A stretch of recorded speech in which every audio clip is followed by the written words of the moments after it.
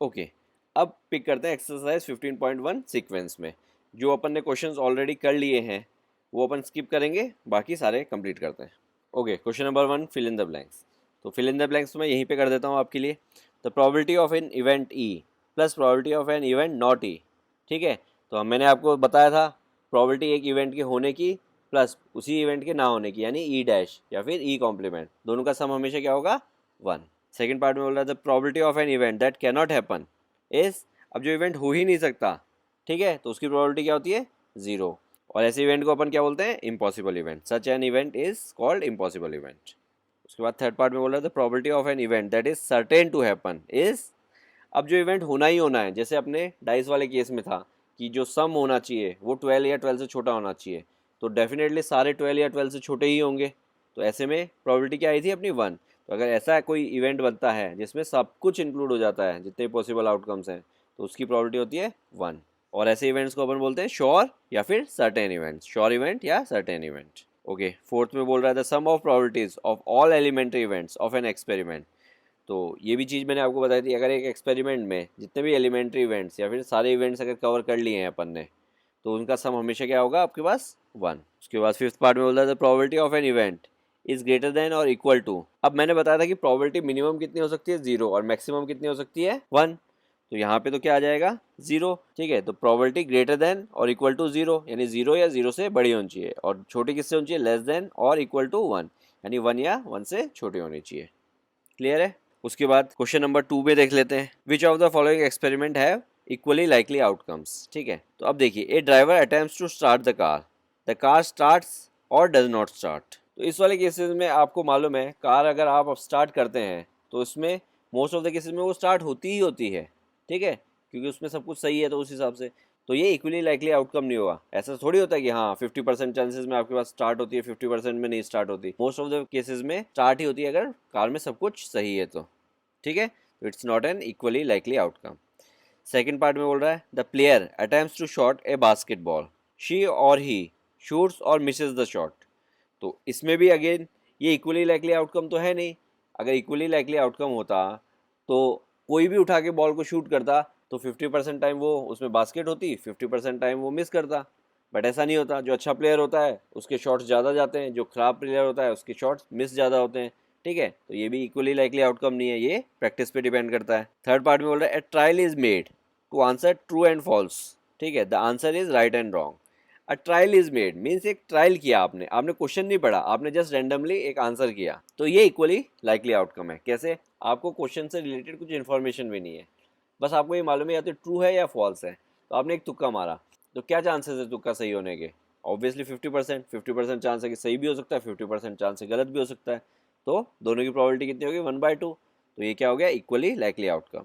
तो ये वाला मेरा इक्वली लाइकली आउटकम है। Again fourth part, the baby is born is a boy और ए गर्ल। ठीक है, तो ये भी क्या है? इक्वली लाइकली आउटकम है, या तो लड़का होगा या लड़की होगी, दोनों में से एक ही होगा, तो 1/2 1/2। ओके, क्वेश्चन नंबर 3 में आपको बोल रहा है why is tossing a coin consider to be a fair way of deciding which team should get the ball at the beginning of a football game. Football game हो या cricket game हो, कुछ भी डिसाइड करना होता है तो अपन generally क्या करते हैं? टॉस कर लेते हैं। और टॉस को एकदम फेयर इसलिए माना गया है क्योंकि टॉस करते हैं अगर कॉइन को, तो वो क्या है? इक्वली लाइकली आउटकम है, यानी वो 50% चांस है कि टेल आएगा, 50% चांस है कि हेड आएगा, तो इसलिए अपन कह सकते हैं क्योंकि इसको कोई प्रिडिक्ट नहीं कर सकता और दोनों आउटकम्स इक्वली लाइकली आउटकम्स है, तो ये एकदम फेयर तरीका है। समझ में आया? तो आप इसी चीज़ को इंग्लिश में प्रॉपरली लिख सकते हैं। अब आते हैं फोर्थ पार्ट में। फोर्थ पार्ट में क्या बोल रहा है? विच of the following can not be probability of an event. अब इनमें से प्रोबेबिलिटी कौन सी नहीं हो सकती? ठीक है, तो देखिए 2/3 प्रोबेबिलिटी हो सकती है। क्यों? क्योंकि 0 और 1 के बीच में लाई करती है। बी पार्ट जो है वो किसी भी इवेंट की प्रोबेबिलिटी नहीं हो सकती। क्यों? क्योंकि नेगेटिव है, यानी 0 से छोटी है, और आपको बताया था प्रोबेबिलिटी की वैल्यू हमेशा 0 और 1 के बीच में ही रहेगी। अगेन सी 15%, यानी 15/100, तो अगेन 0 और 1 के बीच में लाई कर रहा है, तो हो सकता है। 0.7 वो भी 0 और 1 के बीच में लाई कर रहा है, तो हो सकता है। यानी सिर्फ बी एक ऐसा है जो किसी भी इवेंट की प्रोबेबिलिटी नहीं हो सकती। ओके, फिफ्थ करते हैं। फिफ्थ में क्या बोल रहा है कि पी ई इज़ 0.05, यानी एक इवेंट के होने की प्रोबेबिलिटी कितनी है? 0.05। What is the probability of not E? तो देखिए, मैंने आपको बताया था अगर ई के होने की प्रोबेबिलिटी कुछ है तो उसके ना होने की प्रोबेबिलिटी निकालने के लिए क्या करेंगे, 1 में से उसको सब्ट्रैक्ट कर देंगे, यानी प्रोबेबिलिटी ऑफ पी नॉट ई यानी पी ई डैश क्या हो जाएगी 1 माइनस 0.05, जो कि कितना आएगा आपका 0.95। ठीक है, तो इसकी प्रोबेबिलिटी नॉट ई की 0.95। अब 6 पार्ट में आपको बोल रहा है कि एक बैग में लेमन फ्लेवर्ड कैंडीज है। मनी takes out one candy without looking into the bag, what is the probability that she takes out an orange flavoured candy. अब एक चीज़ बताइए, एक बैग में जब लेमन फ्लेवर्ड कैंडीज ही हैं तो क्या उसमें से कोई हाथ डाल के ऑरेंज फ्लेवर्ड कैंडी निकाल सकता है? नहीं निकाल सकता। तो इसकी प्रोबेबिलिटी कितनी होगी? 0, क्योंकि वो पॉसिबल ही नहीं है। तो अपन ने बताया था इम्पॉसिबल इवेंट की प्रोबेबिलिटी कितनी होती है? 0। फिल इन द ब्लैंक्स में देखिए। ठीक है, अब उसके बाद सेकेंड पार्ट में बोल रहा है कि लेमन फ्लेवर्ड कैंडी होगी, इसकी प्रोबेबिलिटी कितनी है? ऑब्वियसली सारी लेमन फ्लेवर्ड कैंडीज़ हैं तो लेमन फ्लेवर कैंडी ही बाहर आएगी। तो ये क्या है, एक श्योर इवेंट और सर्टेन इवेंट, तो इसकी प्रोबेबिलिटी कितनी होगी? 1। क्लियर है? ओके, तो अब पिक करते हैं क्वेश्चन नंबर 7। तो क्वेश्चन नंबर 7 में आपको बोल रहा है कि 3 स्टूडेंट्स का ग्रुप है। ओके, क्वेश्चन नंबर 7 में आपको बोल रहा है कि 3 स्टूडेंट्स का एक ग्रुप है। आगे बोल रहा है the probability of 2 students not having the same birthday is 0.992। ठीक है, तो 2 स्टूडेंट का सेम डे पे बर्थडे ना होने की प्रोबेबिलिटी क्या है? 0.992। तो आपसे पूछ रहा है कि what is the probability that the 2 students having the same birthday. तो अब एक चीज़ देखिए, 2 स्टूडेंट्स का सेम डेट पे बर्थडे ना होने की प्रोबेबिलिटी दे दी। तो अगर मैं इस इवेंट को ई बोल दूँ, ठीक है, और आपसे पूछ रहा है कि 2 स्टूडेंट का सेम डे बर्थडे होने की प्रोबेबिलिटी बताइए, तो सेम डे बर्थडे ना होने की प्रोबेबिलिटी ये है। तो सेम डे बर्थडे होने की प्रोबेबिलिटी को मैं क्या बोल सकता हूँ? ई डैश बोल सकता हूँ। ठीक है, तो पी ई डैश कितना हो जाएगा मेरा? 1 माइनस 0.992। तो मेरा आंसर कितना आ जाएगा? 0.008। ठीक है, तो मैंने इसको कॉम्प्लीमेंट्री इवेंट के कंसेप्ट से सॉल्व कर लिया। ओके, पिक करते हैं question number 8। Okay, question number 8 में बोल रहा है कि मेरे पास एक बैग में 3 red balls and 5 black balls हैं। तो मुझे प्रोबेबिलिटी निकालनी है फर्स्ट केस में रेड बॉल की और सेकंड केस में नॉट रेड बॉल की। तो देखिए, रेड बॉल की प्रोबेबिलिटी निकालते हैं। टोटल बॉल्स कितनी है? 8 बॉल्स हैं। 8 में से रेड कितनी है? 3 है। ठीक है, तो मेरी प्रोबेबिलिटी कितनी होगी? 3/8। अब अगर इस इवेंट को मैं ई बोलता हूँ तो नॉट ए रेड, उसको मैं ई डैश बोल सकता हूँ। ठीक है, तो प्रोबेबिलिटी ऑफ ई डैश कितनी होगी? 1 माइनस 3/8। ठीक है, तो वो कितना आ जाएगा मेरा? 5/8। ओके, पिक करते हैं question number 9। Okay, question number 9 में मुझे बोल रहा है कि एक बैग में मेरे पास 5 रेड मार्बल्स हैं, 8 वाइट मार्बल्स हैं और 4 ग्रीन मार्बल्स हैं। तो मुझे बताना है कि उस बैग में से अगर मैं रैंडमली कोई मार्बल पिक करता हूँ तो वो मेरा रेड मार्बल होगा, इसकी प्रोबेबिलिटी क्या होगी? तो देखिए, टोटल मेरे पास कितने मार्बल्स हैं? 5 + 8 + 4, तो टोटल हो गए मेरे 17। और 17 में से मेरे रेड मार्बल्स कितने हैं? 5। तो मेरे रेड मार्बल्स की प्रोबेबिलिटी कितनी होगी? 5/17। सिमिलरली मेरे वाइट मार्बल्स की प्रोबेबिलिटी कितनी हो जाएगी? 8/17, क्योंकि वाइट मार्बल्स मेरे पास 8 हैं। अब बोल रहा है नॉट ए ग्रीन मार्बल, यानी वो ग्रीन मार्बल नहीं होना चाहिए, यानी इन दोनों में से कुछ भी हो सकता है। तो 8 + 5 कितना होता है मेरा? 13। तो इसकी प्रोबेबिलिटी कितनी हो जाएगी मेरी? 13/17। ठीक है, अगर ग्रीन की प्रोबेबिलिटी पूछी होती बाई चांस तो मेरा आंसर होता 4/17। और इससे मैं नॉट ग्रीन की प्रोबेबिलिटी निकालता तो मैं क्या करता? 1 माइनस 4/17, क्योंकि ग्रीन की प्रोबेबिलिटी अगर मैं इवेंट ई बोलता हूँ तो नॉट ग्रीन की ई डैश हो जाएगी। ई डैश कैसे निकालूंगा? 1 minus probability of that event, तो ये भी मेरा कितना आएगा? 13/17। तो ऐसे भी कर सकते हैं। ओके, पिक करते हैं क्वेश्चन नंबर 10। तो देखिए, क्वेश्चन नंबर 10 में मुझे बोल रहा है कि एक पिगी बैंक है, तो उसमें क्या है 50 पैसे के, 1 रुपये के, 2 रुपये के एंड 5 रुपये के कॉइन्स डाल रखे हैं। तो 50 पैसे के कॉइन्स कितने हैं मेरे पास? 100 हैं। और 1 रुपये के कॉइन्स मेरे पास कितने हैं? 50 हैं। और 2 रुपीज़ के कॉइन्स मेरे पास कितने हैं? 20 हैं। और 5 रुपीज़ के कॉइन्स कितने हैं मेरे पास? 10 है। ठीक है, तो अब एक चीज़ बताइए, मेरे पास टोटल कॉइन्स कितने हैं? इन सबको ऐड कर लो तो मेरे पास टोटल 180 कॉइन्स हैं। ठीक है, इसमें 50 पैसे के 100 कॉइन्स हैं, 1 रुपीज़ के 50 कॉइन्स हैं, 2 रुपीज़ के 20 कॉइन्स हैं एंड 5 रुपीज़ के 10 कॉइन्स हैं। आगे बोलता है कि if it is equally likely that the one of the coin will fall out when the bank is turn upside down, what is the probability that the coin will be a 50 paisa coin. तो first case में तो आपसे पूछा है कि 50 पैसे का coin गिरेगा, इसकी प्रोबेबिलिटी क्या है।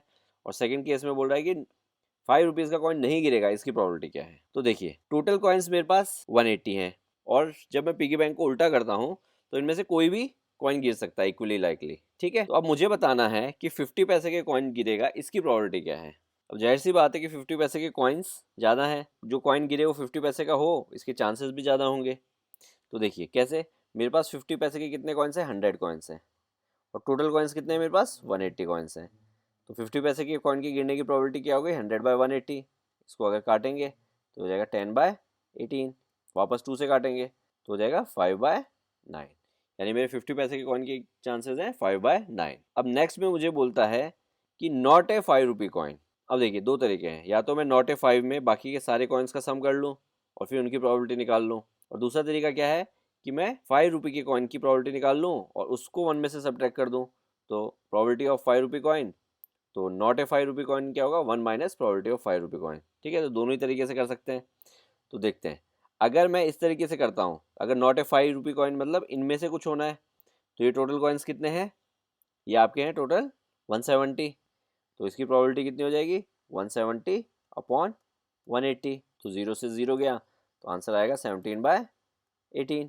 और अगर उस वाले तरीके से करूँ तो मैं सबसे पहले 5 रुपी के प्रोबेबिलिटी निकालूंगा, तो 5 रुपी की प्रोबेबिलिटी मेरी आएगी 10/180, तो जो कि हो जाएगी मेरी 1/18।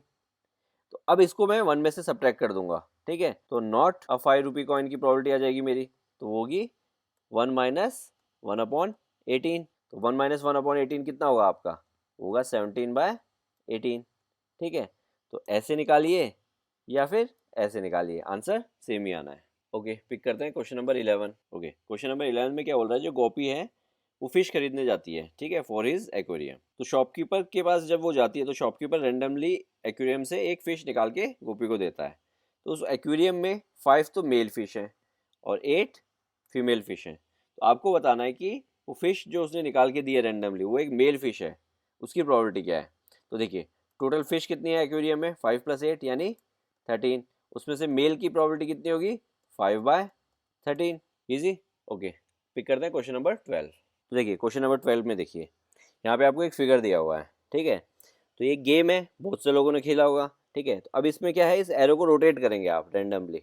ठीक है, तो कई जगह अपन पीछे वाले सर्किल को रोटेट करते हैं, अपने को यहाँ पे बोल रहा है यहाँ पे अपन एरो को स्पिन करेंगे। तो जब अपन एरो को स्पिन करेंगे तो किसी ना किसी नंबर पे आके रुकेगी। तो देखिए यानी मेरे पास टोटल नंबर है 8 और हर एक नंबर की प्रोबेबिलिटी सेम है, तो हर एक नंबर की प्रोबेबिलिटी कितनी है, 1/8 है। यानी तो आपको बताना है फर्स्ट केस में कि 8 की प्रोबेबिलिटी कितनी होगी। तो अभी अपन बात कर ही रहे थे कि हर एक नंबर की प्रोबेबिलिटी सेम है, टोटल नंबर्स 8 हैं, तो नंबर 8 की प्रोबेबिलिटी कितनी होगी, उसकी भी 1/8 ही होगी। सेकेंड पार्ट में मुझसे पूछ रहा है कि एन ऑड नंबर। अब देखिए ऑड नंबर होना चाहिए, तो 1 to 8 में ऑड नंबर्स कितने हैं, एक तो 1 ऑड है, एक 3 ऑड है, एक 5 ऑड है, एक 7 ऑड है। तो टोटल कितने ऑड नंबर्स हैं मेरे पास, 4 ऑड नंबर्स हैं 8 में से। तो इसकी प्रोबेबिलिटी कितनी होगी मेरे पास, 4/8। तो 4/8 यानी 1/2। थर्ड पार्ट में मुझे बोल रहा है अ नंबर ग्रेटर देन 2, यानी वो नंबर 2 से बड़ा होना चाहिए, 2 भी नहीं हो सकता, 2 से बड़ा ही होना चाहिए। तो देखिए 2 से बड़े नंबर मेरे पास कितने हैं, 3 4 5 6 7 8, टोटल कितने नंबर्स हो गए, 6 नंबर्स हो गए। तो प्रोबेबिलिटी कैसे निकालेंगे, 6/8। तो 6/8 कितना होता है, 3/4। और लास्ट पार्ट में आपको बोल रहा है अ नंबर लेस देन 9, तो नंबर है जो लेस देन 9 होना चाहिए। अब देखिए सारे ही नंबर लेस देन 9 है, तो किसी पे भी रुके तो सारे ही काउंट होंगे। तो ये सर्टेन इवेंट हुआ कि नहीं हुआ, तो इसकी प्रोबेबिलिटी कितनी होगी, 1। ओके, तो पिक करते हैं अब नेक्स्ट क्वेश्चन नंबर 13। क्योंकि यहाँ पे डायग्राम दिया हुआ था तो मैंने आपको यहीं पे पूरा एक्सप्लेन कर दिया बिना लिखे ही। आप अपने हिसाब से प्रॉपरली लिख सकते हैं जैसे एग्जाम में लिखना होता है। और अगर आपको उसमें कोई डाउट है तो आप पीछे जो सॉल्व एग्जाम्पल्स हैं उनमें देखिए कि क्या लैंग्वेज कैसे यूज़ की हुई है। और अगर फिर भी कोई कन्फ्यूजन होता है तो please let me know, we can discuss 1 to 1। Example 13 में आपको बोल रहा है कि एक डाइस आपने थ्रो किया, तो डाइस जब आप थ्रो करेंगे तो ये आउटकम आ सकते हैं। तो अब आपको बताना है कि वो एक प्राइम नंबर है, इसकी प्रोबेबिलिटी क्या है। तो देखिए सबसे पहले इसमें प्राइम नंबर्स कौन कौन से हैं, एक तो ये प्राइम नंबर है, एक ये प्राइम नंबर है, एक ये प्राइम नंबर है। ठीक है, कई बच्चे क्या है बाय मिस्टेक 1 को भी प्राइम नंबर ले लेते हैं। 1 एक प्राइम नंबर नहीं होता, बहुत से बच्चों को ये कन्फ्यूजन रहता है। तो मेरे पास टोटल 3 प्राइम नंबर है आउट ऑफ 6, तो प्रोबेबिलिटी कितनी हो जाएगी, 3/6 विच इज़ 1/2। सेकेंड पार्ट में मुझे बोल रहा है कि नंबर लाइंग बिटवीन 2 and 6, तो नंबर क्या है 2 and 6 के बीच में लाई करना चाहिए। अब 2 and 6 के बीच में मतलब ये 3 नंबर्स, 2 and 6 के बीच में ना तो 2 इंक्लूड होगा ना 6 इंक्लूड होगा, तो टोटल नंबर्स कितने हो गए 3। तो प्रोबेबिलिटी कितनी हो जाएगी, अगेन 3/6, तो विच इज़ 1/2। अब थर्ड पार्ट में मुझे बोल रहा है एन ऑड नंबर। ठीक है, तो ऑड नंबर्स कौन कौन से हैं वो देखिए, 1 एक ऑड नंबर है, 3 एक ऑड नंबर है, 5 एक ऑड नंबर है। 1 ऑड नंबर है बट प्राइम नंबर नहीं है, ध्यान रखिएगा। तो देखिए टोटल ऑड नंबर्स कितने हो गए, वो भी मेरे पास 3 हो गए, टोटल नंबर्स कितने हैं 6, तो इसकी प्रोबेबिलिटी भी कितनी हो जाएगी 3/6 which is 1/2। Okay, question number 14, जब अपन ने कार्ड्स का डिस्कशन किया था पीछे, अगर आप वीडियो में देखेंगे तो बहुत डिटेल में डिस्कस करके अपन कर चुके हैं। क्वेश्चन नंबर 15 भी अपन कर चुके हैं। तो अब पिक करते हैं क्वेश्चन नंबर 16। क्वेश्चन नंबर 16 में मुझे क्या बोल रहा है, मेरे पास 12 डिफेक्टिव पेन्स थे, ठीक है, और 132 गुड पेन्स थे। तो मैंने गलती से वो डिफेक्टिव पेन गुड पेन में मिक्स कर दिए। तो अब मैं क्या करता हूँ, रैंडमली उसमें से पेन पिक करता हूँ। तो आपको मुझे वो एक गुड पेन है उस चीज़ की प्रोबेबिलिटी बतानी है। तो अब देखिए 132 टोटल गुड पेन्स है, और टोटल पेन्स कितने हो गए, 12 प्लस 132 विच इज़ 144। तो प्रोबेबिलिटी कितनी हो जाएगी गुड पेन के आने की, 132/144। तो आप इसको अगर सिंपलेस्ट फॉर्म में लेके आएंगे तो दोनों 12 से कटेंगे। जब 12 से कटेंगे तो इधर आएगा 11 और इधर आएगा 12। तो प्रोबेबिलिटी हो गई 11/12। ओके, पिक करते हैं क्वेश्चन नंबर 17। क्वेश्चन नंबर 17 की फर्स्ट पार्ट में मुझे बोल रहा है कि 20 बल्ब्स का एक लॉट है, उसके अंदर मेरे 4 डिफेक्टिव है, ठीक है। तो अब उनमें से मैंने रैंडमली एक बल्ब उठाया, तो उसमें से प्रोबेबिलिटी बताइए कि वो एक डिफेक्टिव बल्ब होगा। तो देखिए टोटल बल्ब्स कितने हैं, 20। उन 20 के अंदर 4 डिफेक्टिव हैं, ठीक है। कहीं आप ऐसा ना कर देंगे 20 और 4 को ऐड कर दें टोटल नंबर ऑफ बल्ब्स के लिए, ठीक है। जो 4 डिफेक्टिव हैं वो 20 में ऑलरेडी मिक्सड हैं। तो डिफेक्टिव की प्रोबेबिलिटी कितनी हो जाएगी, डिफेक्टिव है 4 और टोटल बल्ब्स हैं 20। तो 4/20 विच इज़ 1/5, ठीक है। ओके, इसके सेकेंड पार्ट में अब आपको बोल रहा है कि आपने जो फर्स्ट केस में बल्ब उठाया था, सपोज कीजिए कि वो एक गुड बल्ब था, और आपने क्या किया, उस गुड बल्ब को उठा के साइड में रख दिया, और अब जो बाकी बचा लॉट उसमें से आप वापस एक और बल्ब उठाते हैं। तो आपको बताना है कि वो डिफेक्टिव नहीं है उसकी प्रोबेबिलिटी। तो देखिए स्टार्टिंग में मेरे पास 4 तो डिफेक्टिव बल्ब थे और 16 गुड बल्ब थे, तो टोटल मेरे पास 20 हो गए, 4 + 16। अब मैंने एक बल्ब निकाला, वो बाई चांस गुड बल्ब निकल गया और मैंने उसको उठा के साइड में रख दिया। तो अब मेरे पास लॉट में 4 डिफेक्टिव हैं और 15 गुड बल्ब्स हैं। तो टोटल मेरे पास कितने बल्ब है, अब 19 बल्ब्स हैं। तो अब मुझे प्रोबेबिलिटी बतानी है not a defective. Not a defective मतलब गुड बल्ब, और गुड बल्ब कितने हैं मेरे, 15, और टोटल बल्ब कितने हैं मेरे, 19। तो प्रोबेबिलिटी कितनी हो जाएगी मेरी, 15/19। ओके, पिक करते हैं क्वेश्चन नंबर 18। क्वेश्चन नंबर 18 में मुझे बोल रहा है कि मेरे पास टोटल 90 डिस्क है, और हर एक डिस्क पे मैंने नंबर लिख रखा है 1 to 90। तो 90 डिस्क पे मैंने 90 नंबर लिख रखे हैं, 1 2 3 4 5 ऐसे अप टू 90। अब मैं रैंडमली एक डिस्क पिक करता हूँ।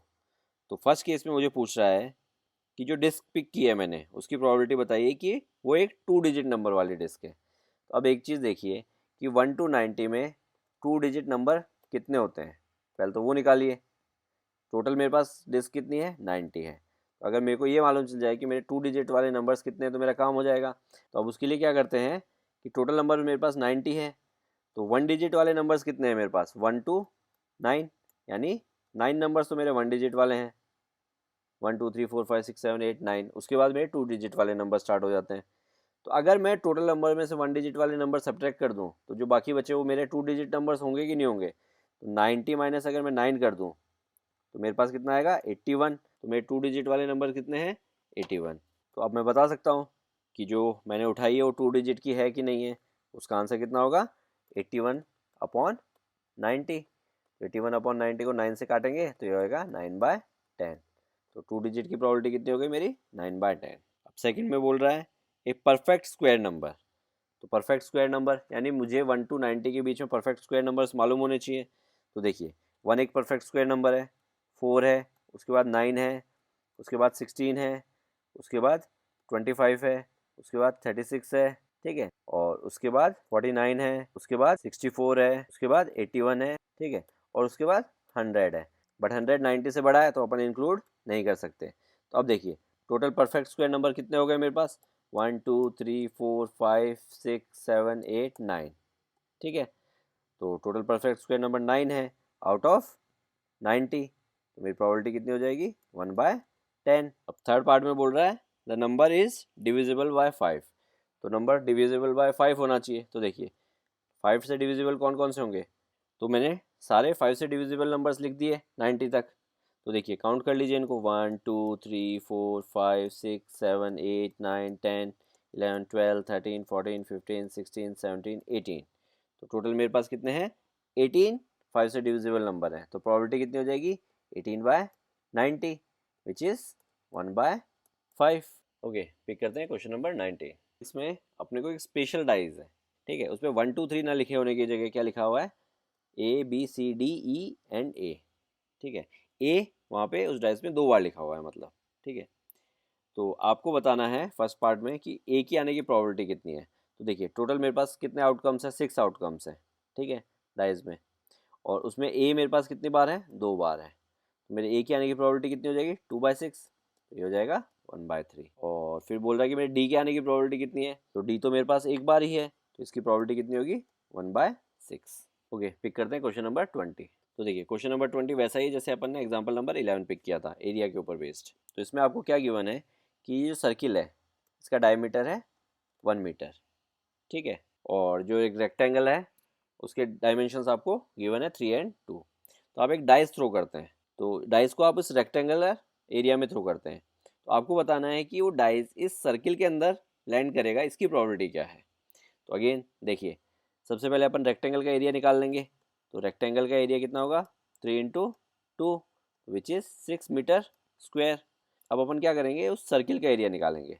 सर्किल में अपने को डायमीटर दिया हुआ है, डायमीटर से अपन रेडियस निकालेंगे, तो 1 मीटर डायमीटर है, तो 1/2 मेरा क्या हो जाएगा, रेडियस। अब अपन सर्किल का एरिया निकाल लेंगे, तो एरिया कितना आ जाएगा इसका, पाई r² यानी 1/2 का स्क्वायर, तो ये कितना हो जाएगा, पाई × 1/2 का स्क्वायर। तो मेरे पास एरिया कितना आ गया, पाई/4 मीटर स्क्वायर। अब देखिए, तो अब सर्किल में अगर लैंड करने की मुझे प्रोबेबिलिटी निकालनी है, तो मैं क्या करूँगा, सर्किल का एरिया अपॉन टोटल एरिया, तो ये कितना हो जाएगा, पाई/4 × 6, ये इससे मल्टीप्लाई होगा, ठीक है, तो ये हो जाएगा पाई/24 प्रोबेबिलिटी, ठीक है। इसको अपन यहीं पे छोड़ देंगे, तो फिर प्रोबेबिलिटी कितनी हो गई, पाई/24। होपफुली इसमें किसी को कोई डाउट नहीं होगा, क्लास 10th के बच्चों को आइडियली नहीं होना चाहिए कि पाई/4 ये 6 इससे कैसे मल्टीप्लाई हुआ। अगर स्टिल है तो मैं बता देता हूँ, पाई/4 इसको ऐसे लिख सकते हैं, डिवाइड/6, तो ये क्या हो जाएगा, पाई/4। अब डिवाइड की जगह मल्टीप्लाई करेंगे तो इसको रेसिप्रोकल कर देंगे, 6/1 को रेसिप्रोकल करेंगे तो 1/6। अब ये इससे मल्टीप्लाई होगा, इससे मल्टीप्लाई होगा, तो हो गया पाई/24, ठीक है। बहुत सिली सी चीज़ है, क्लास 10th के बच्चों को आइडियली नहीं होनी चाहिए, बट स्टिल कुछ बच्चों के कंसेप्ट ले हुए रहते हैं, तो मैं सोचता हूँ कई बार बता देता हूँ। ओके, पिक करते हैं क्वेश्चन नंबर 21। क्वेश्चन नंबर 21 में बोल रहा है कि एक 144 बॉल पेन्स का लॉट है, तो इसके अंदर कितने हैं, 20 डिफेक्टिव हैं। तो 20 डिफेक्टिव हो गए, तो जो बाकी के बचेंगे वो गुड पेन्स होंगे। तो 144 में से अगर मैं 20 सब्ट्रैक्ट करूँगा तो मेरे पास आएगा 124, तो यानी 124 मेरे पास गुड पेन्स है। इन दोनों को ऐड कर लूँगा तो टोटल पेन्स आ जाएंगे। आगे बोल रहा है Noori will buy pen if it is good but will not buy if it is defective. तो नूरी जो है वो पेन्स परचेज करेगी अगर वो गुड होगा। तो शॉपकीपर क्या करता है, रैंडमली एक पिक करता है, नूरी को देता है। तो आपको बताना है कि वो बाय करेगी, उसकी प्रोबेबिलिटी क्या है। तो देखिए, अगर वो गुड पेन होगा तभी वो बाय करेगी, और गुड पेन होगा तो उन 124 पेन में से ही एक होना चाहिए आउट ऑफ 144 पेन्स। तो ये प्रोबेबिलिटी हो जाएगी कि वो उसको बाय करेगी। अब देखिए, इसको लोएस्ट फॉर्म में लेके आते हैं, 4 से ऊपर नीचे काटेंगे तो ये तो कितना आ जाएगा, 31, और ये आ जाएगा 36। तो प्रोबेबिलिटी कितनी हो गई, 31/36। अब सेकंड केस में बोल रहा है will not buy. Will not buy मतलब अगर डिफेक्टिव पेन आया तो बाय नहीं करेगी, ठीक है। और या फिर ऐसे कह सकते हैं कि अगर ये प्रोबेबिलिटी है बाय करने की, तो जो दूसरा इवेंट है वो इसका कॉम्प्लीमेंट्री है। तो अगर इस इवेंट को मैं ई बोलता हूँ तो जो दूसरा इवेंट क्या हो जाएगा, PE डैश। तो उसको कैसे निकाल सकते हैं अपन, 1 माइनस प्रोबेबिलिटी ऑफ PE यानी 1 - 31/36। तो ये कितना जाएगा आपका, 5/36। और वरना वैसे चाहिए तो आप डिफेक्टिव पेन के थ्रू भी निकाल सकते हैं। तो ये कितना हो जाएगा, 20/144। तो इसको भी अगर आप 4 से काटेंगे तो इधर आ जाएगा ऊपर 5 और नीचे आ जाएगा 36। तो दोनों ही तरीके सही है। ओके, क्वेश्चन नंबर 22 अपन ऑलरेडी कर चुके हैं। क्वेश्चन नंबर 23 पिक करते हैं। ओके, क्वेश्चन नंबर 23 में आपको क्या बोला है कि एक कॉइन को 3 बार उछाला जाता है और टोटल आउटकम्स नोट किए जाते हैं। तो सबसे पहले अपन टोटल आउटकम्स लिख देते हैं। तो सबसे पहले तो मुझे ये बताइए कि 3 बार उछालेंगे तो टोटल आउटकम्स आएंगे कितने। टोटल आउटकम्स इस केस में आएंगे 2⁵, क्योंकि अगर अपन 2 बार उछालते थे तो टोटल आउटकम्स आते थे 2⁵2। अगर मैं 4 बार उछालूंगा तो टोटल आउटकम्स आएंगे 2⁵4। तो यानी 2⁵3 कितना होता है मेरा, 8। तो मेरे टोटल आउटकम्स इस केस में कितने होंगे, 8। तो मेरे को टोटल 8 आउटकम्स लिखने हैं। तो देखिए कैसे लिखेंगे, 2⁵2 में टोटल आउटकम्स कितने थे, 4। वो तो आपको लिखने आते हैं, ठीक है, क्योंकि वो ज़्यादा डिफिकल्ट नहीं है। तो देखिए समझिए कैसे लिखेंगे। तो आप एक काम कीजिए, पहले टोटल आउटकम्स 2 वाले लिख लीजिए। तो आपने लिख लिया हेड, ठीक है, उसके बाद आपने लिख लिया टेल, उसके बाद आपने लिख लिया हेड टेल, और उसके बाद आपने लिख लिया टेल हेड। तो ये तो आपने 2 के आउटकम्स लिख लिए जब आप कॉइन को 2 बार उछालते हैं। अब जब आप कॉइन को तीसरी बार उछालते हैं तो देखिए तीसरी बार अगर मैं उछालूंगा तो पहले दो आउटकम्स मेरे पास आ चुके हैं, तीसरी बार अगर मैं उछालता हूँ तो या तो हेड आ सकता है या फिर वो टेल आ सकता है। तो एक आउटकम तो ये हो जाएगा, क्योंकि जब मैंने तीसरी बार उछाला, जब दो हेड आ चुके हैं ऑलरेडी, तो या तो उस केस में उसके साथ एक हेड आएगा या फिर उसके साथ एक टेल आएगा। अब अगर दो टेल आए हुए होते हैं मेरे पास तो तीसरे वाले में या तो हेड आएगा या टेल आएगा, तो ये एक अगेन एक आउटपुट हो जाएगा। अब अगेन अगर पिछले वाले केस में एक हेड एक टेल आया हुआ होता तो या थर्ड वाले में हेड आ सकता है और टेल आ सकता है, तो पहले हेड और टेल आया हुआ है ऑलरेडी। अगेन अगर पहले वाले केस में पहले में टेल और सेकंड में हेड, तो अब तीसरे वाले में या तो हेड आ सकता है और या फिर एक टेल आ सकता है। ठीक है, तो ये मेरे टोटल कितने आउटकम्स हो गए, 8 आउटकम्स हो गए। ठीक है, लिखने का तरीका समझ में आया। अगर आपको बाई चांस कभी 4 आउटकम्स का आ जाए तो अगेन इसके दो पार्ट कर दीजिए, हेड हेड हेड। अब फोर्थ में या तो हेड आएगा या फिर टेल आएगा। ठीक है, तो अगेन इसके भी दो पार्ट कर दीजिए। ठीक है, तो एक बार हेड लगा दीजिए एक बार टेल लगा दीजिए, तो आपका 4 का बनता जाएगा, तो इसका डबल हो जाएगा। क्लियर है ये चीज़? तो इसी तरह से आप कितने को अभी आउटकम बड़े इजीली लिख सकते हैं। ठीक है, मोस्ट ऑफ द बच्चों को ये कन्फ्यूजन रह जाता है, कभी उनमें से कुछ छूट जाता है, कभी ऑर्डर इधर उधर हो जाता है, तो खुद ही कंफ्यूज हो जाते हैं। तो ये सबसे बेस्ट तरीका है लिखने का। और टोटल नंबर ऑफ आउटकम्स निकालने हो तो ये मैंने फॉर्मूला आपको बता दिया है, 2 टू द पावर जितनी बार आपने कॉइन को टॉस किया है। तो आगे बोल रहा है कि Hanif wins if all the tosses give the same result, 3 heads और 3 टेल्स। अगर उसको जीतना है तो उसको बस या तो तीनों हेड होने चाहिए या तीनों टेल होने चाहिए। ठीक है, अगर ऐसा नहीं है तो वो हार जाएगा। तो आपको प्रोबेबिलिटी बतानी है कि हानिफ के लूज होने की प्रोबेबिलिटी क्या है। ठीक है, अब कई बार बच्चे क्या करते हैं, क्वेश्चन पूरा पढ़ेंगे नहीं, पहले ही हानिफ के जीतने की प्रोबेबिलिटी निकाल के उसी को आंसर लिख देंगे। तो हमेशा क्वेश्चन को एंड तक पढ़िए प्रॉपरली। अपने को हानिफ के लूज करने की प्रोबेबिलिटी निकालनी है। तो जीतने की कंडीशन क्या है, या तो तीनों हेड हो या तीनों टेल हो, यानी दो कंडीशन है, जिन दो कंडीशन पे वो जीतेगा। बाकी कंडीशन कौन कौन सी बची, 1 2 3 4 5 6, यानी इन 6 में से कुछ भी आ जाए तो वो लूज करेगा। तो 6 upon total number of cases कितने हैं मेरे पास, 8, तो उसके लूज करने की प्रोबेबिलिटी कितनी हो गई, 6/8। तो इसका आंसर कितना हो जाएगा सिंपलेस्ट फॉर्म में, 3/4। ओके, क्वेश्चन नंबर 24 अपन ऑलरेडी कर चुके हैं और क्वेश्चन नंबर 25 भी अपन कर चुके हैं। तो इसी के साथ ये exercise finish. See you in the next video. Ramyo Mentoring. Make a difference. Hereby students can contact us for group and individual mentoring sessions. Our location is mentioned in video description. Others can contact us for online classes, online doubt clearing sessions, and for other online videos which are not publicly available on YouTube. Thank you.